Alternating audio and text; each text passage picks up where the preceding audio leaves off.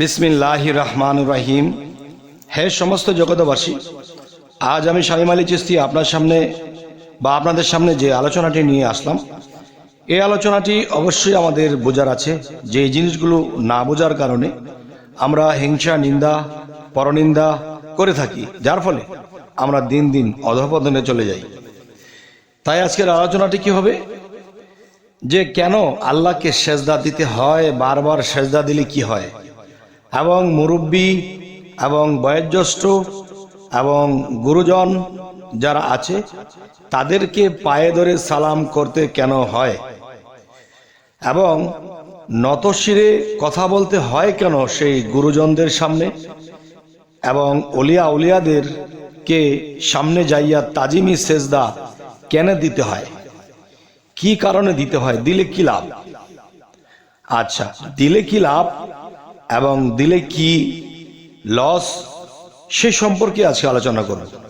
এবার আসি সে আলোচনাটি, যে দেখুন, একজন মানুষ যখন একটা নিয়ত করলো যে আমি একজন আল্লাহর ওলির দরবারে যাব, সে আল্লাহর ওলির দরবারে নিশ্চয়ই আল্লাহর ওলি আছেন, তখন কি করলেন, তিনি সেই আল্লাহর ওলিকে তাজিমি সেজদা করলেন।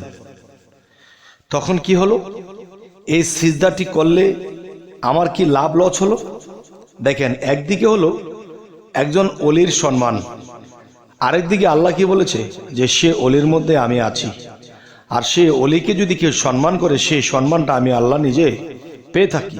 আর আমার কোনো অলিকে যদি কেউ অপমান করে থাকে, অপদস্থ করে থাকে, তাহলে সেটাও আমি পেয়ে থাকি। তাই আমি বলবো যে এ হলো একটা লাভ, যা উলিয়ার মধ্যে আল্লাহ আছে, সেখানে সেজদা করি, সেবা করি, ভালো ব্যবহার করি, যাই কিছু করব সেটি আল্লাহ পেয়ে যায়।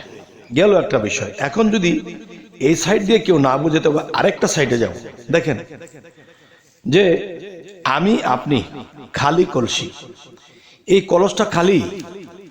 এখন ওলি আউলিয়া তারা তো মানুষ, এখন তারা কিন্তু খালি নয়, তাদের কলসটা ভরা।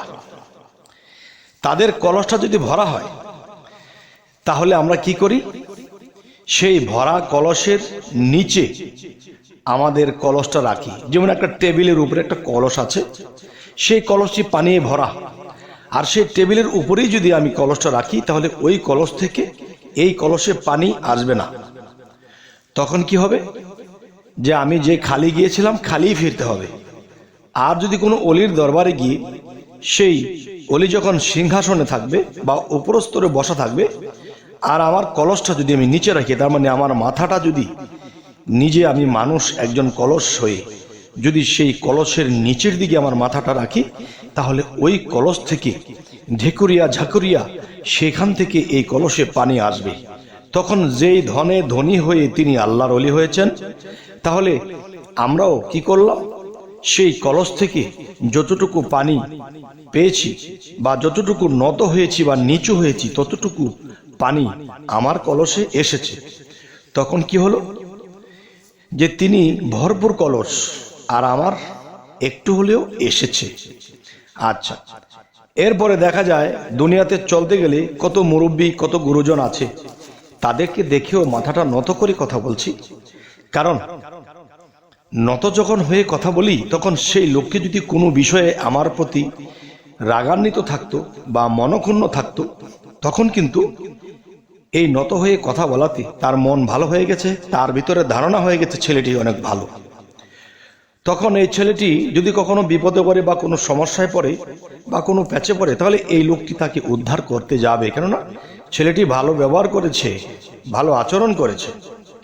এ হলো একটা লাভ।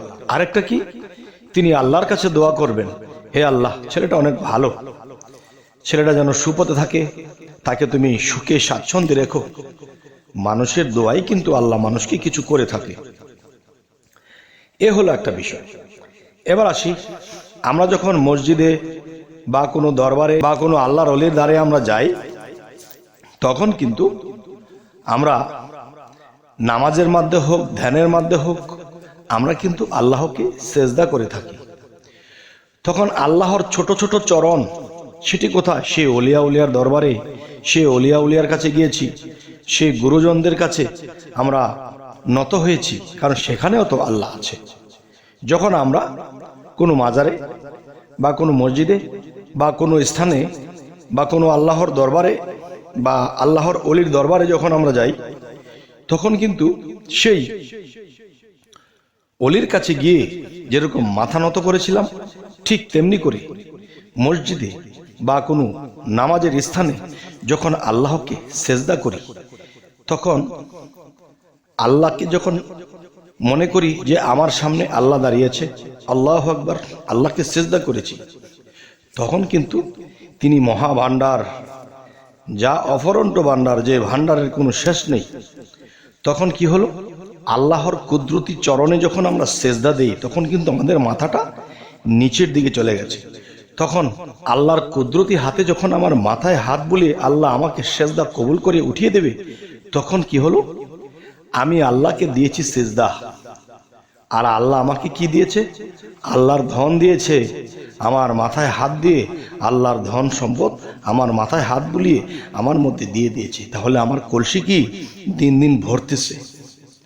তো দিন দিন ভরতে ভরতে একটা সময় যখন ভরে যাবে, তখন আপনি কি হবেন? আল্লাহর ওলি হয়ে যাবেন।